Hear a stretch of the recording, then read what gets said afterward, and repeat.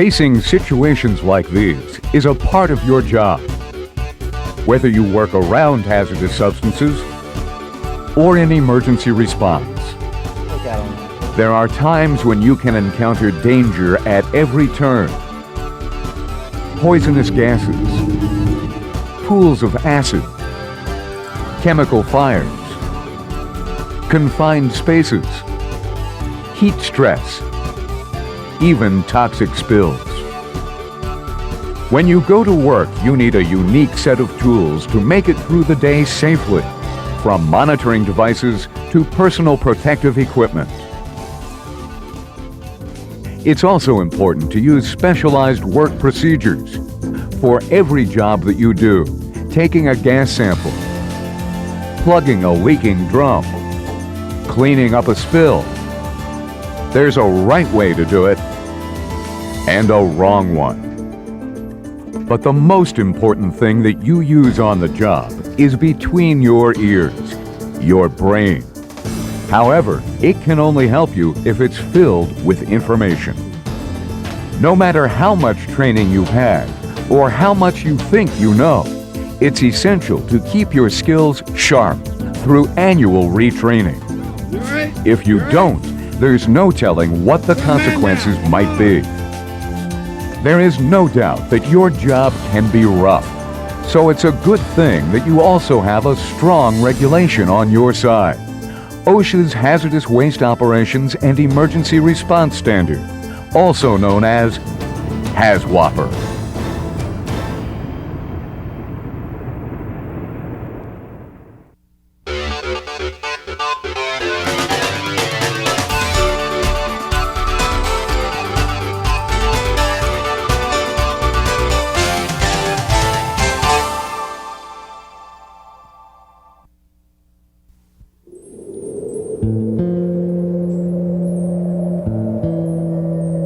What is hazardous waste?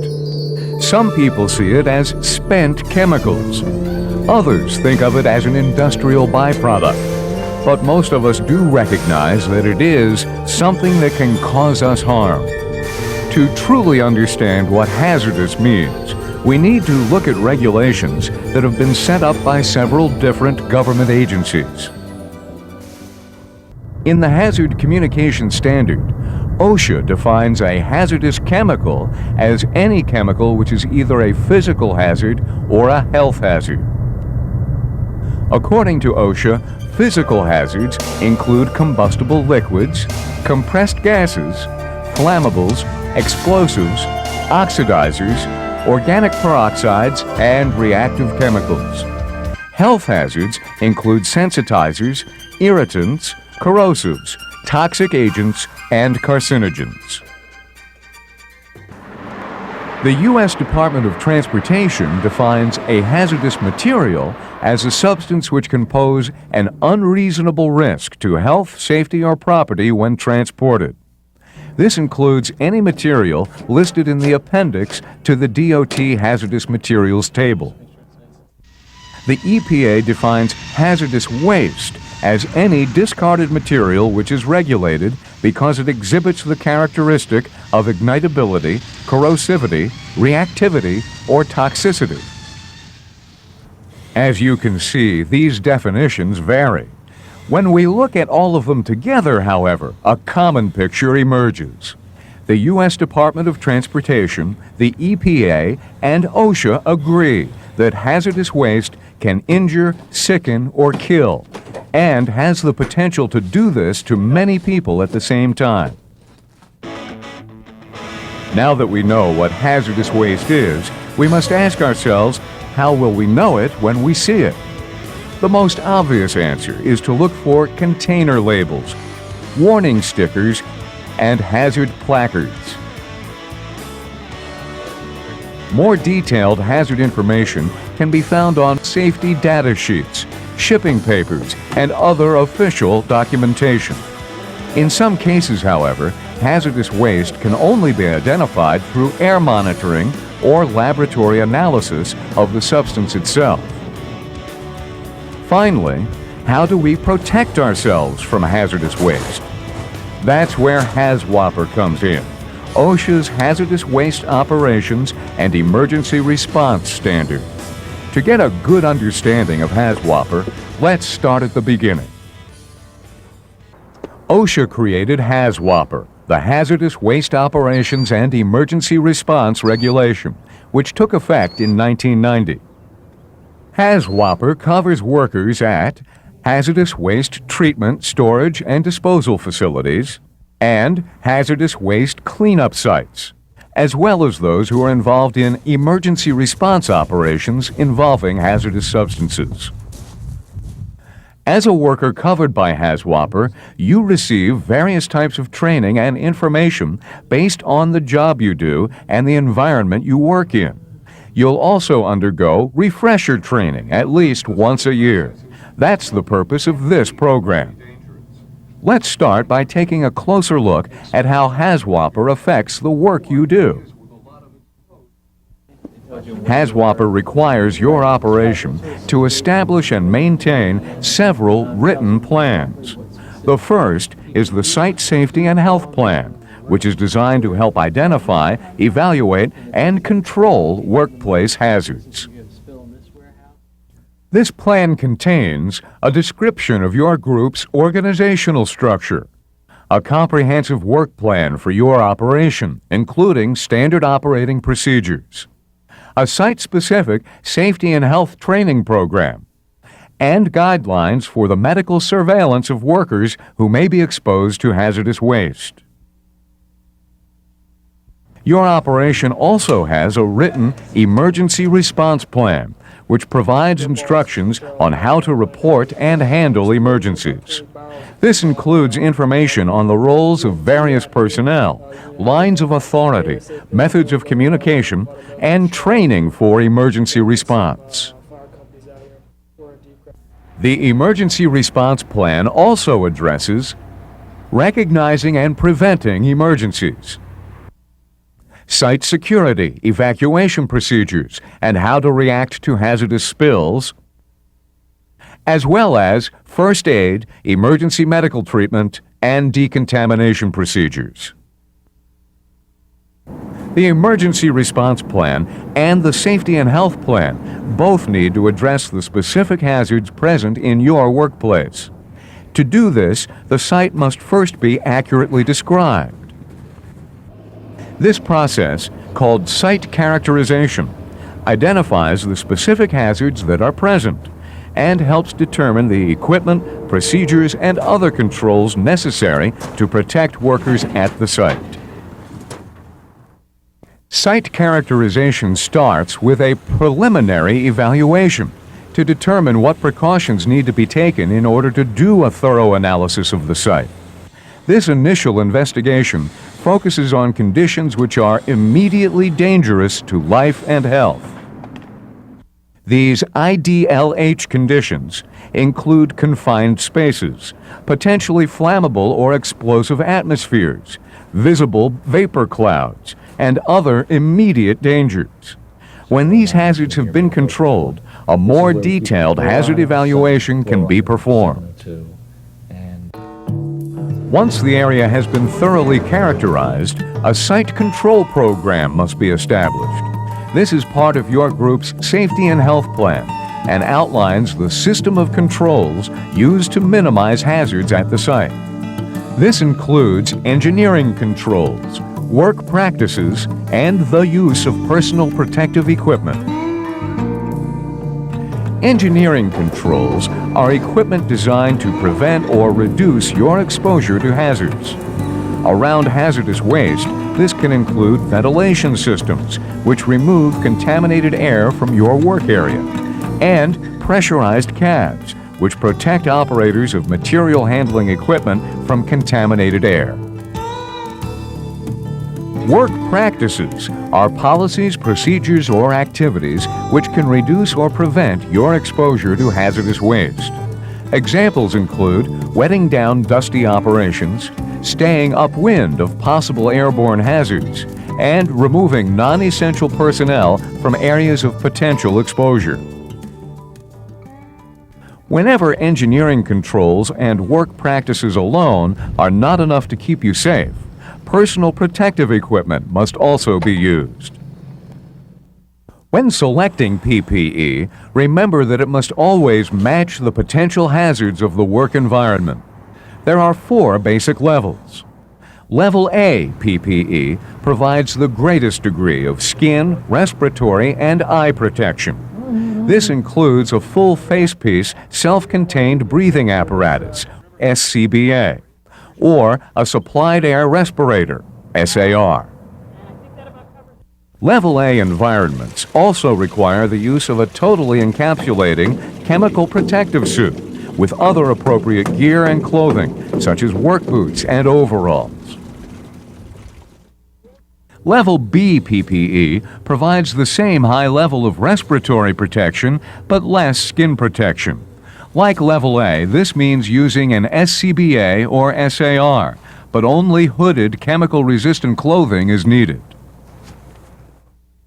Level C protection is used when concentrations and types of airborne contaminants are known and are within acceptable limits for using full-face or half-mask air-purifying respirators. Like Level B, though, hooded chemical-resistant clothing is still needed to provide protection against skin contact hazards. Level D PPE provides only basic protection in the form of a standard work uniform or generic work clothing, and no respiratory protection is required. With all levels of PPE, the need for decontamination will depend on your work environment. Check with your supervisor to see what is appropriate for your situation. In addition to using PPE, safe work practices, and engineering controls, it is important to follow your group's standard operating procedures. These are the approved ways of doing specific tasks at your site or in your facility. Since the safe handling of containers is a vital part of minimizing exposure to contaminants, HAZWOPER specifies its own standard operating procedures for working with drums and other containers of hazardous waste. Drums and other containers used for storing and transporting hazardous substances must meet the DOT, OSHA, and EPA packaging requirements for the types of materials they contain. They should also be inspected for integrity before, during, and after use. All containers must be labeled. If you discover an unlabeled drum or other container, you must treat it as if it contains hazardous material until the contents have been positively identified and the container is properly labeled. Other precautions must be taken if sealed containers need to be opened. These may include keeping other workers at a safe distance, using non-sparking equipment and explosion-proof barriers, and safely relieving excess pressure within the container before opening it.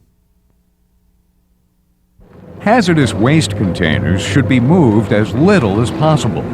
However, when it is necessary to handle or transport containers, you should take special precautions for radioactive, flammable, and shock-sensitive materials, such as using handling equipment with protective shielding. Containers which seem to be bulging or swelling from excess pressure should not be moved until the cause of the pressure can be determined and the proper precautions taken.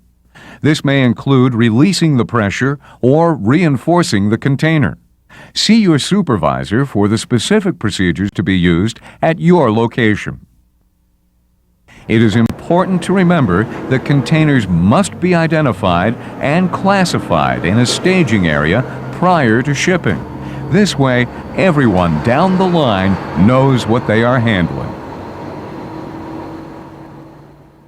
Under HAZWOPER, exposure monitoring, decontamination, and medical surveillance also play important roles in the prevention of overexposure to hazardous substances. Exposure monitoring is performed to identify and measure the levels of contaminants in the air. This helps to determine the proper engineering controls, work practices, and personal protective equipment to be used at the location. Monitoring begins during the preliminary evaluation stage of site characterization to determine if there are any conditions which are immediately dangerous to life or health, airborne contaminant levels greater than published exposure limits, radiation levels which exceed a radioactive material's dose limit, or other dangerous conditions, such as flammable atmospheres and oxygen-rich or deficient environments. Monitoring can be done continuously or at specified intervals. As long as IDLH conditions or flammable atmospheres can develop, or when exposure levels have the potential to rise above published exposure limits, some form of monitoring is necessary. Air monitoring will also take place anytime work begins at another location in the site, a new type of activity begins, or a new hazardous material is involved. Monitoring is also required whenever workers are handling leaking drums or containers, or work in areas with obvious liquid contamination, such as a spill or contaminated water. Decontamination comes into play when you get ready to leave a contaminated area. While you may think your work is finished, you, your clothing, and your tools still need to be decontaminated. This is not only to protect yourself, but to prevent you from exposing anyone you come into contact with, including your family and friends. Your company provides you with the facilities and supplies needed for decontamination. Personal protective equipment and tools must all be treated, and clothing must be laundered or properly disposed of. If your clothing is not impermeable and hazardous material can pass through it while you work, you must shower to remove any contamination from your body. Showering is also necessary if you become contaminated in the process of removing impermeable protective clothing. Remember, any equipment or solvents used for decontamination also need to be decontaminated or disposed of properly. To monitor workers' health and help protect them from health hazards associated with their jobs, HAZWOPER also requires your operation to institute a medical surveillance program. Okay, any smoking or anything? You'll participate in this program if you work in an environment where there is a potential for exposure above published limits for 30 days or more during a 12-month period. Medical surveillance is also required if you wear a respirator for 30 days or more within 12 months. Other situations that require medical surveillance include your developing symptoms which could be caused by exposure to hazardous substances, or being a member of a hazmat emergency response team. Medical surveillance starts with an initial examination before you begin working around hazardous waste. OSHA recommends additional examinations at least once every 12 months, but requires them every 24 months. You will also need an examination if you ever display symptoms of overexposure, are injured on the job, or are accidentally exposed to a hazardous substance at a level higher than its published exposure limits. All medical exams will be conducted by a licensed physician or under their supervision. The doctor may have you take several medical tests in addition to the exams. All exams and tests will be given at no cost to you. They will be at a reasonable time and place, and you won't lose any pay if they take place during working hours. Based on the results of these medical exams and tests, the doctor will provide your employer with a written medical opinion. This will discuss any medical conditions which would put you at increased risk from work involving hazardous waste or from wearing a respirator. It will also contain any recommendations the doctor may have for limiting your work activity. This report will only include medical findings related to your job. Any other information gathered by the doctor is strictly confidential. Your employer will provide you with a copy of the doctor's written opinion for your own records. So far, we have talked primarily about people who work in various types of hazardous waste operations. But HAZWOPER also has training requirements for personnel who are involved in emergency response. There are 5 levels of training for emergency response. Each level corresponds with the role a worker is likely to play during a hazardous materials incident. The first responder awareness level is for people who might encounter an accidental release of a hazardous substance, such as a leak or spill. These workers are trained on the reporting procedures that are necessary to initiate an emergency response. The first responder operations level of training is for workers who will initially respond to accidental releases. They are trained to protect nearby people, property, and the environment by containing the release, keeping it from spreading, and preventing exposures, all from a safe distance. The next level of emergency response training is for hazardous materials technicians. These workers are trained to safely approach the point of a release, to plug, patch, or otherwise seal it. A hazardous materials specialist gets the same level of training as a hazmat technician, but also receives more detailed information about the specific substances that may be encountered at a site. Hazmat specialists may be called upon to act as site liaisons with federal, state, local, or other government authorities. The individual with the most authority during an emergency response to a hazardous materials release is the incident commander. This individual goes through a great deal of special training to be prepared to take control of the incident scene and coordinate the entire emergency response operation. No matter which role you play during an incident, it's important to be familiar with the emergency response plan for your group or operation, since the plan outlines how hazardous material incidents should be handled.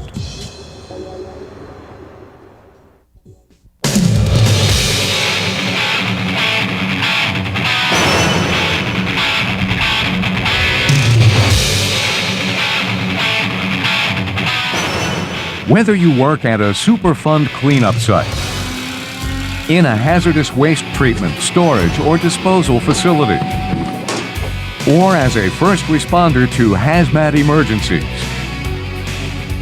hazardous waste can present an immediate danger to life and health, and has the potential to cause long-term health problems. That's why OSHA created HAZWOPER, so you will get the information, training, and equipment you need to stay safe, no matter what you may encounter.